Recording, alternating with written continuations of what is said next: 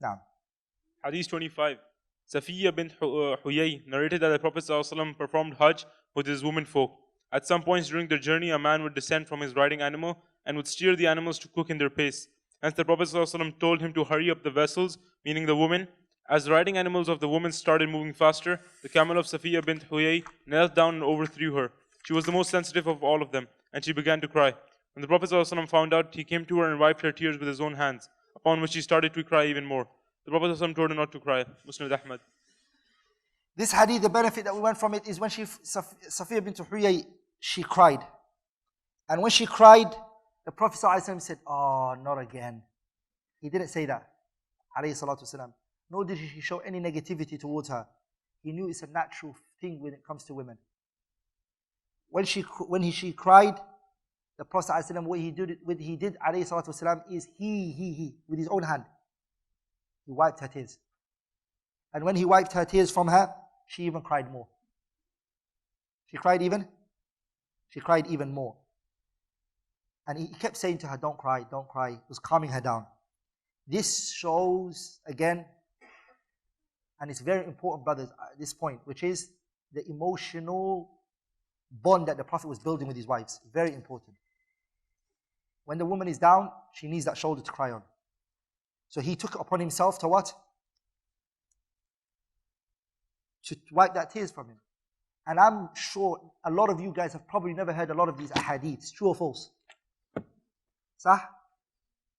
A lot of you guys feel like, where did this hadith come from? But this is this is our Prophet. That some people try to put down and speak bad against him. And do you know who this woman is? Safiya bint Huyay. Do you know Safiya? Safiya is the woman who the Prophet ﷺ took her from the battlefield. And in which they fought and they killed her father. Are we all together? This is who she is. And does it look like the Prophet ﷺ bullied her? Does it look like it? Rather, when the Prophet ﷺ took Safiya as captive, he let her go. He told her, "You're free, you can go wherever you want, Safiya." Are we all together? And because of that, Safiya took all of her people back from slavery. And then she said, "Ya Rasulullah, I want to be married to you. I want to be your wife." She chose to be with him, alayhi salatu wasalam, out of her own will. He didn't use that as an opportunity while she was a captive. He didn't say now. It's a sign of what? He say no. He let her go. Freedom. With her own mindset, she said, "I want to be your wife." Who wouldn't want to be the Prophet's wife? And this is how he was towards her, sallallahu alayhi wasallam. Naam. Hadith 26. Aisha said the Prophet ﷺ and I used to take a bath from a single pot called Faraq. Sahih Bukhari. This hadith shows that to shower together with your spouse. That the Prophet ﷺ used to what? He used to shower with his wives, sallallahu alayhi wasallam. And this again is a affection. It falls under the point of affection. Another benefit that we take from this hadith is those people who ignorantly assume that the woman's, some parts of her body is awrah for the man to see, her husband. No parts of the wife is awrah for the husband. And this hadith, it proves otherwise. Meaning it proves that the man can what? He can see every inch of the woman. And so she can see him as well. Are we all together? Naam. Hadith 27. From Ibn Shihab that Abu Salama narrated that Aisha said, "Once Allah's Messenger ﷺ said to me, 'O Aisha, this is Gabriel greeting you.' I said, 'Peace and Allah's mercy and blessings be on him. You see what I don't see.' She was addressing Allah's Messenger." Sahih Bukhari.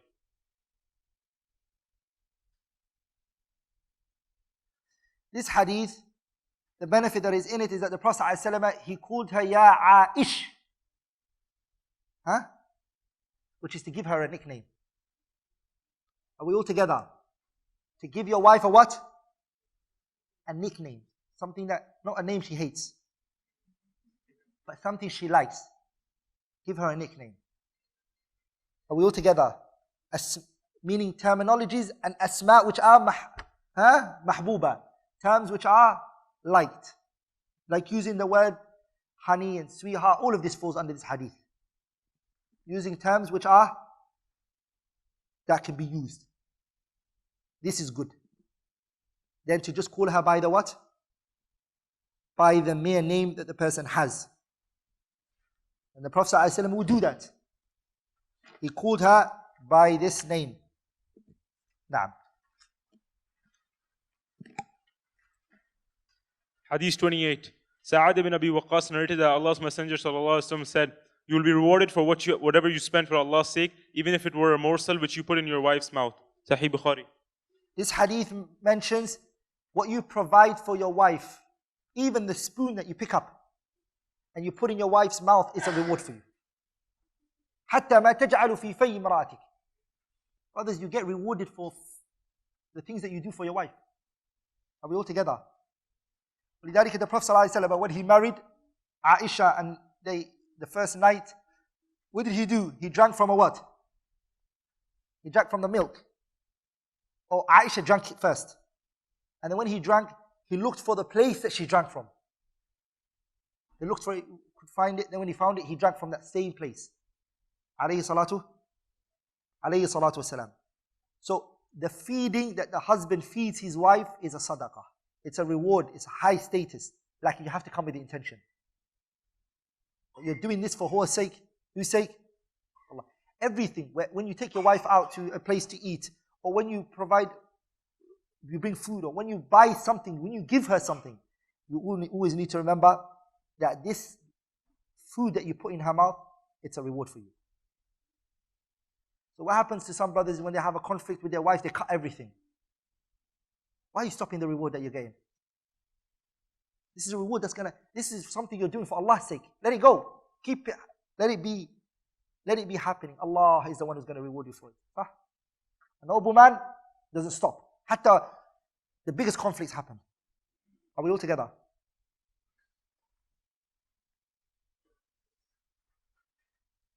Naam. Hadith 29. Ibn Umar narrated that the Prophet ﷺ said, "All of you are guardians and are responsible for your flock. The ruler is the guardian and the man is the guardian of his family. The lady is a guardian and is responsible for her husband's house and his offspring. So all of you are guardians that are responsible for your flock." Sahih Bukhari. This hadith, the benefit that we take from it is the man should make the wife feel like she's responsible. Don't take away from her responsibility. Don't say, "Who are you?" Give her responsibility. And this is something very important. Some people, they love to exercise their authority. So they forget that the wife, she is what? She's sahibu mas'uliyah. She has responsibilities. Giving her that responsibility and telling her that these children are yours. Run them, inshaAllah ta'ala. You're doing an amazing job. The fact that you give her and you make her feel she's responsible is a great characteristic. Like in brothers, when you take everything away from her, and then you're not affectionate, then you give her no attention, she's got nothing to do, she's thinking a lot now. Are we all together? She's got a lot of time thinking.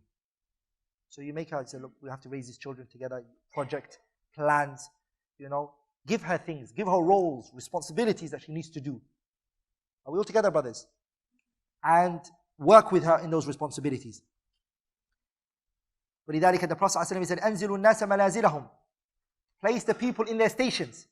The wife, she is a mother. Don't take her below that status. Some men, they belittle the mother in front of their children. In front of the children. You're putting her below the position Allah gave her. You know what I saw, subhanAllah? One woman, she said, "My kids beat me up." Me, I look into things deeply because these situations, they keep coming about and I've seen a lot of them. I said to her, "How is the husband? Has he ever beat you in front of the kids?" She's like, "Every time. Every time he does it." An apple doesn't fall far from a tree. The child's going to do exactly what the father is doing to the mother. You're putting the mother low. Are we all together? The same with the women. When they have a conflict with the father, she tells the children everything. Ta'kale, your dad. May Allah protect him from us. So the children, all they know about their father is that he's a walking devil. Remember this now. Remember this.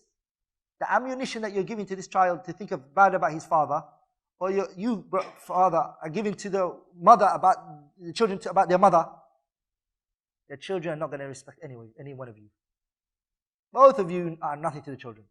When they grow up, next, never are they going to listen to you or the mother. Both of you are gone. You understand? So do yourself a favor. Don't belittle the mother in front of the children. And mother, don't belittle the children in front of their father.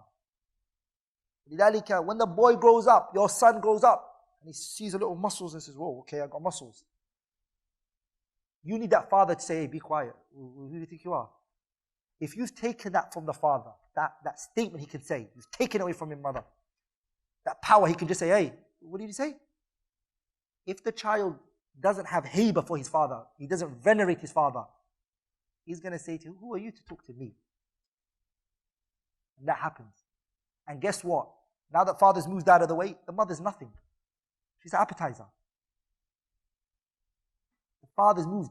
This child, the path for him is only Allah knows. So it's important that both parties, they don't bring the children into it. And a lot of the time, brothers, you have to remember this statement. There's a statement that we say in my language, which is, where two elephants fight, grass gets destroyed. A lot of the times when the mother and the father fight, the children get destroyed in this. You need to protect the children from this. Your issue is between you guys. Are we all together?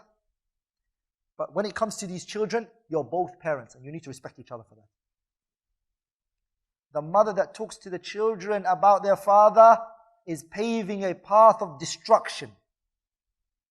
And the father that's beating the mother in front of the children and dragging her and calling her names, belittling the mother in front of the children, that's what you're teaching your daughter to accept when she grows up. You're teaching your daughter to accept that and to live that life. And you're teaching your son, this is the way he should deal with women. Are we all together? That's destruction. La khayra fihi. There's no khayr in it. So remember this hadith. Everyone has a responsibility and everyone should respect each other in their responsibility. Now, Hadith 30. Narrated al-Miswar ibn Makrama and Marwan, whose narrations attest each other. Allah's Messenger ﷺ set out at the time of Al-Hudaybiyah. Allah's Messenger ﷺ said to his companions, get up and slaughter your sacrifices and get your head shaved. By Allah, none of them got up, and the Prophet repeated his order thrice. When none of them got up, he left them and went to Salama and told her of the people's attitudes towards him. Salama said, O the Prophet ﷺ, do you want your order to be carried out? Go out and don't say a word to anybody till you have slaughtered your sacrifice, and call your barber to shave your head. The Prophet ﷺ went out and did not talk to any one of them till he did that, slaughtered the sacrifice and called his barber who shaved his head. Seeing that, the companions of the Prophet ﷺ got up, slaughtered their sacrifices and started shaving the heads of one another. Sahih Bukhari. The Prophet ﷺ told his companions, shave your heads. No one did it. Because for the Arabs, shaving the head was a sign of servitude. Like in other words, your slaves, when they're taken, they were shaved and everything. Hair was a haiba. It was an honor. A lion, mane, you know. So when the Prophet told them, sallallahu alayhi wasallam, shave it, they didn't want to do it. So he got very frustrated, sallallahu alayhi wasallam. When he got frustrated, who did he talk to? Salama. She instructed the best man to ever walk on this earth. What did she say to him? She said, O Messenger of Allah, don't talk to anyone. You go shave your hair and see what happens. What did he do? He didn't say, I am going to listen to a woman. He never said that. Did he say that? La wallahi. He said, okay, Salama. He went. He is the Prophet of Allah. He's mu'ayyadun bil wahy. Revelation can tell him everything. Sah, brothers? Yeah, brothers. He listened to her. And he went and he did it. Did it work? It worked. So don't always try to say, I'm the man. I'm the man. You know, I'm the man. You don't listen. I know what I'm doing. I'm the man. No. Sometimes, trust me, they have good points. If you listen to it, it actually works for you. It actually what? I remember one time I went to a shop and no, I won't mention it. And next point. Hadith 31. From Abi Zubayri that Jabir said, I heard the Prophet ﷺ say, when any one of you is fascinated by a woman and she captivates his heart, he should go to his wife and have an intercourse with her, for it would repel what he feels. Sahih Muslim. This is another thing. If a man goes out and about and his shower increases and whatever he feels, then remember Allah has given you a wife. You're married, you have a wife. Whatever you want is from this woman is present in your wife. Go home. Go to your wife. That's what the hadith is saying. And this hadith, what we want to take from it is not to busy yourself with other than her. To make her your center, your focus. She's the one you come back to. That's what this hadith shows you. That you don't take that away from her. That she's the one that when you need something. The one before that was when you needed her mind. Does that make sense? The hadith before that was talking about what? Taking her what? And the reason why that order was, why I put it like that, is because the feminists, they say, oh, so only thing for the women is sexual drive. Are we all together? That's what they will say. I put this hadith before it. That you come to her also when it comes to decision making. Does that make sense? Naam. And this other one is you also come to her when there is that need, inshallah ta'ala, and that urge. Hadith 32. Aisha said, whenever Allah's Messenger ﷺ wanted to go on a journey, he would draw lots as to which of his wives would accompany him. He would take her whose name came out. He used to fix for each of them a day and a night. But Sauda bin Zama gave up her day and night to Aisha, the wife of the Prophet, in order to seek the pleasure of Allah's Messenger ﷺ by that action. Sahih Bukhari. Another thing is traveling. Try to accompany your wife when it comes to traveling. Because brothers, one of the things I realized in marriage is when people were getting married, they were like-minded. Pay attention to this. This is something very strong I looked into. When these two people were marrying each other, they were like-minded. What were they? They were like-minded. They used to see things together. What happened was you kept your wife at home and you didn't let her grow with you. So your vision and things have grown. You've been traveling the world. You've been seeing things. When you came back, your conversations won't go anymore. Because you're now thinking different to how you were when you first got married. Do you all understand where I'm coming from? These are things, brothers, I'm telling you from years of experience and what I saw. What you need to do is companionship. We'll travel the world. We'll grow together. We catch up in the way we think. Because those moments that because there's days that you started changing your vision, like, okay, yeah, I don't think I should do this. And she realizes these differences, but you've actually started changing from a long time. So it's good that she sees the changing process with you, not just a sudden changed person. She doesn't understand who you are anymore. She doesn't know who you are. She can't relate to you and you can't relate to her at all. This is one of the biggest problems that are happening. Are you with me, brothers? And this hadith overcomes this. Are we all together? Travel with your spouse. Yes. You know traveling? It brings people, because when you both go traveling, you're both unarmed. You're like, what's going to happen? So it's an experience trip for you both. And guess what you get to know? Before you get to know each other, you actually get to know yourselves. Each person gets to know what kind of person they are. This is important. Wallahi, these ahadith, there are many fiqh in it. There's a lot of what? Fiqh and benefits, juices that can be taken out of it. So that's what the Prophet used to do. He always used to make sure he took a wife that will travel with him, that will go with him. And that always kept his wives like-minded. They could see eye to eye with him, alayhi salatu wasalam. Like you see a brother who's seeking knowledge, bam, he's traveling the world, he's seeking knowledge. He left his wife behind. But guess what happened to her? Iman went low. So he graduated from the prestigious University of Medina. 6 years later, he's back. Guess what he comes back to? His wife who's taken off her hijab. You see what happened right here? What happened? He was growing in his knowledge and his Iman, and she was what? She was digressing. Does that make sense? So the whole idea of partner is you grow together. When it comes to the spiritual side, which is the religious side, and also the thinking side, the process, and then you both grow together. what do? You grow together. ولذلك, if you spend 3 days away from your family and you come back, you'll see a difference. What do you see? A difference. Now,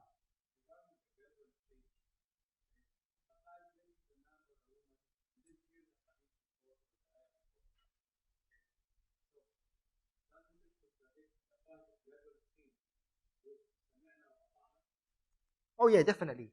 The issue of obedience and listening and submission is always there, la shak. The woman has to listen to her husband, just obey her husband. Huh. Hmm.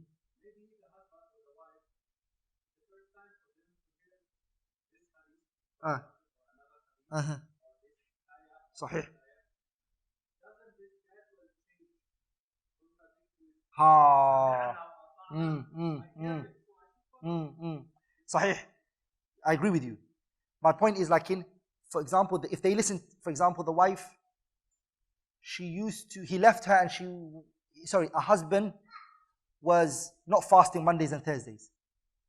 Okay, which he doesn't have to, right? It's a choice. He started to become serious in his deen. He started to fast Mondays and Thursdays, okay?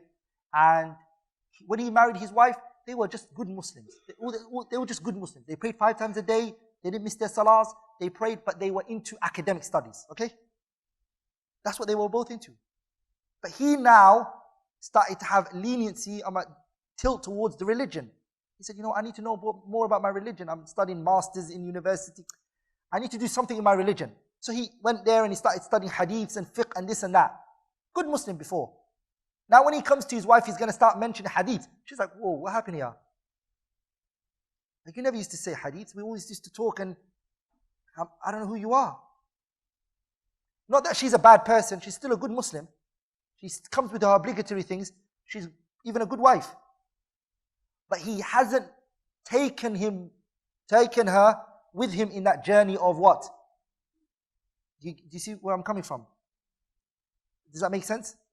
Also, the sami'na wa ta'ana, we can't do every religious issue straight away. A person can't do every qadaya shar'iyya one time. There are some things that you're always going to be short in. But as time comes, you start becoming good in it. And then another good in this one. And then good in this one. And it all becomes gradual. In which you start mastering so many things. You need your spouse to be with you in mastering. So that when she falls, you grab her, you say, don't worry, I'm here. I'm doing it with you. But when you've already reached there, and she's right behind you, it's a bit too long, and it's like, oh. Because you are as fast as the slowest person in the group. Does that make sense? So you're like, oh man, are we gonna?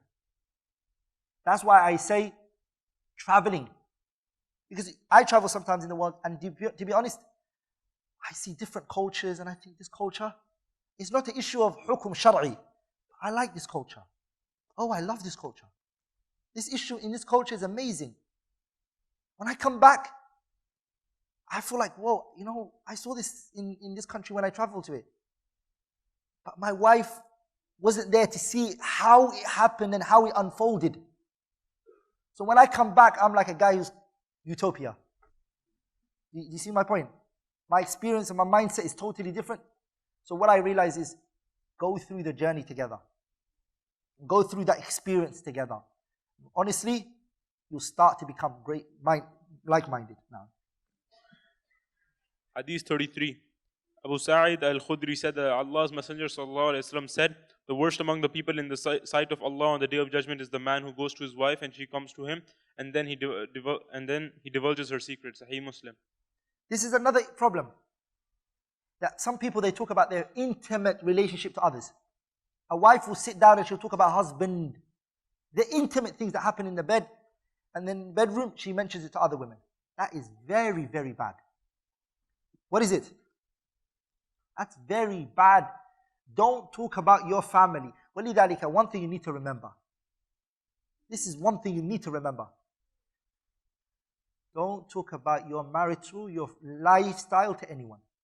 Whether it's a good thing or a bad thing. Remember this. If your relationship is good between you and your husband, don't tell anyone. Evil eye or sisters, another sister might take your husband from you if he's a good guy. So don't tell it, why are you sharing it for? Okay, another issue. Brothers, why are you angry? Another issue here, which is if he's bad and he's not a good guy, if you're still planning to stay with him, don't talk to anyone about it. But if you want to leave him, then tell the right person and then leave him. Do you guys understand what I just said? A woman has a fight with her husband. If you are willing to stay with him after this fight, don't tell anyone about it. Especially not your parents. Why do I say that? Because if the parents hear about the problem and the conflict and they listen to him, your parents are always going to have something towards your husband. Even after you've made up and you've become friends, they're still, isn't he not the one who said this to you? Is he not the one who did this to you? They're still going to hold on to this. Are you with me? When you come to your parents and you put down the case and the problem to them, it has to be the time there's no coming back from this. Does that make sense? If you do want solution like him, go to a person who's an unbiased person, a sheikh. Does it make sense? Go to a sheikh and say, does that make sense? Or a consultant or somebody who can help your problem. Go into your parents, brothers and sisters, and talking to about them about your conflicts and what you have. Trust me, it's something that's going to be on top of your head for the course of your marriage. Your mother's going to be like, I don't trust this man. I never trust this man. Is he not the one who said this to you and did this to you? He can repent 100 times if he wants. Are we all together? The boy's parents are going to say the same. Is he not the one who does this to you? Did she not do this to you? Oh, mom, they had a context. We fight. We're humans. Oh. Even if it happened to the mother, and she's gone through it, she'll say never, because she feels different towards her daughter. Are you with me, brothers and sisters? Don't talk about your spouse and mention it. And also the intimate relationship that you have, don't talk to anyone about it. This is not something you should talk about. أصلاً لا من قريب ولا. And anybody who talks to you about these things, remember they are a filthy person. ابتعد عنهم. أعوذ بالله. Stay away from a person like that. And another thing is, people who make it their business to ask people about their personal life. That's very bad. There are some people who just can't stay and they say, okay, how old is your wife? What has that got to do with you? There are people like that.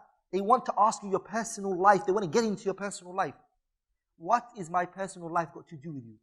And some people are very ill-minded. If they can't get it from you, then they go to your children. They speak to your children. Well, what does daddy do on his spare time? What about the mum? It's very nasty. The best thing about a Muslim is leave what doesn't concern you. And subhanallah, some issues have reached a point where, this is haqiqah, waqi', cases I've seen, I'm not making this up, where a man wants to know about the woman his wife is friends with, so he tells his wife, record them, I want to hear what she talks about. Oh Allah.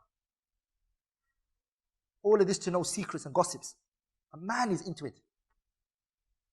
Are we all together? So then tells his wife, go and record.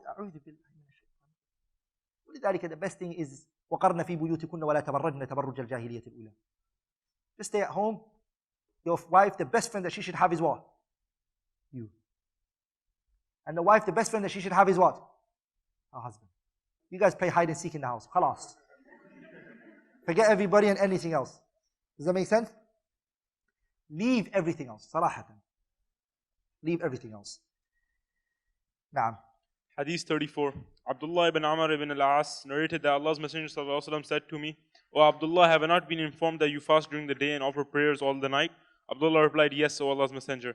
The Prophet ﷺ replied, don't do that. Fast for a few days and then give it up for a few days. Offer prayers and also sleep at night, as your body has a right on you, and your wife has a right on you, and your guest has a right on you. And it is sufficient for you to fast 3 days in a month, as the reward of a good deed is multiplied 10 times. So it will be like fasting throughout the year. I insisted on fasting, and so I was given a firm instruction. I said, O Allah's Messenger, I have power.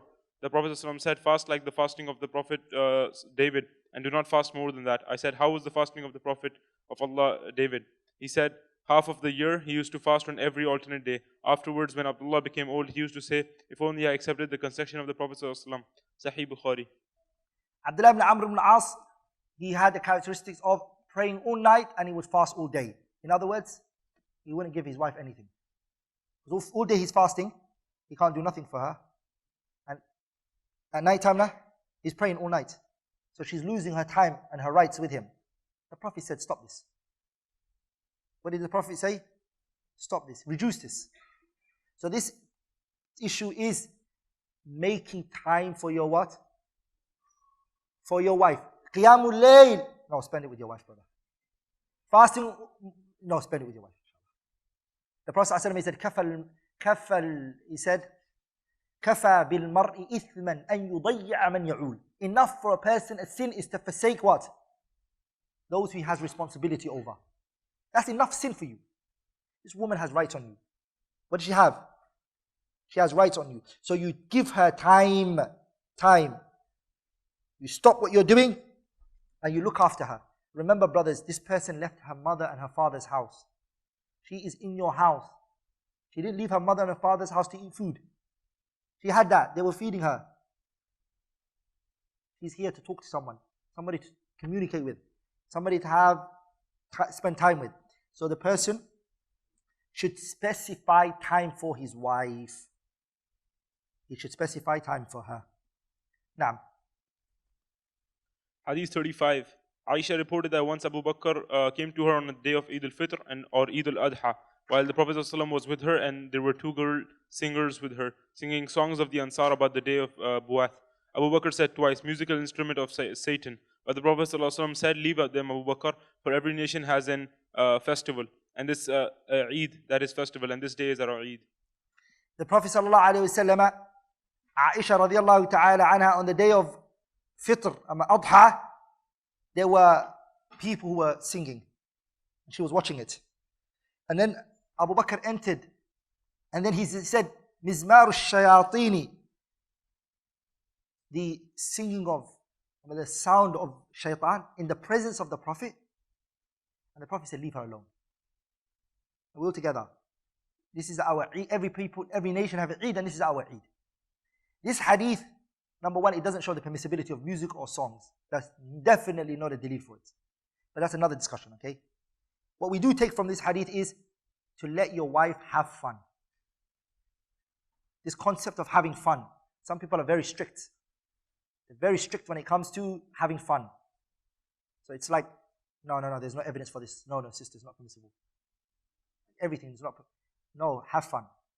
Are we all together? Anything that the Sharia did not prohibit, what did he?